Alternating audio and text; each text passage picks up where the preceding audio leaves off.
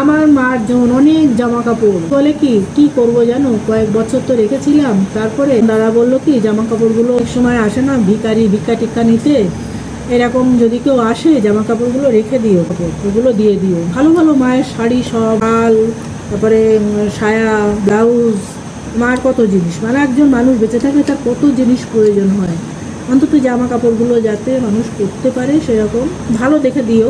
তা বৌদি তাই করেছে। দিকে বলেছি মা তো খুব সুন্দর গান করতো না, কি সুন্দর শ্যামা সঙ্গীত, তারপর কৃষ্ণের অষ্টাক্ষর শতনাম, এরকম অনেক অনেক প্রচুর মায়ের গানের খাতাও ছিল।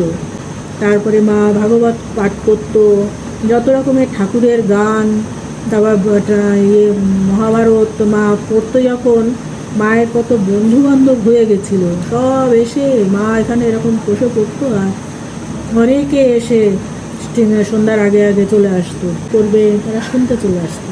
তা আমি বৌদিকে বলেছি, বৌদি মা তো মারা গেছে আজকে কত বছর, বৌদি মার জিনিস তো দিয়ে দিয়েছো, কী করবো, ঠিকই আছে আমরা তো সবসময় যেতেও পারি না। যে আমি বলেছিলাম কি মার জিনিস কিন্তু কাউকে দিও না বৌদি, একটা বড় ট্রাঙ্ক আছে, ট্রাঙ্কে ভরে মার জামা কাপড়গুলো রেখে দিও।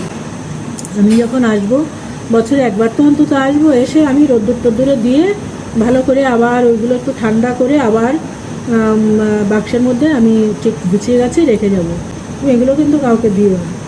তা আমাকে একদিন ফোন করে বলছে তোমার দাদা বলছে এত বছর হয়ে গেছে ওগুলো তো নষ্ট হয়ে যাবে, ভালো ভালো অনেক শাড়ি রয়েছে, তা কী করবো। তা আমি ঠিক আছে বৃন্দা যা বলছে সেটাই করো, দিয়ে দাও তাহলে, মানুষকে দিয়ে দাও, তারা পরে একটু তাও শান্তি পাবে।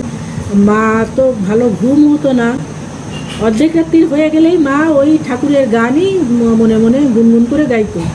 তা আমি মা জেগে গেলেই মাকে বলতাম মা একটু ঠাকুরের গান করো না, মা অষ্টাত্তর শতনামটা তুমি করো না একটু। আর মা তো শুনে নিজেরও তো পছন্দ মায়ের, আর কেউ যদি করতে বলতো, আমরা যদি করতে বলতাম, মা আরও দ্বিগুণ খুশি হতো।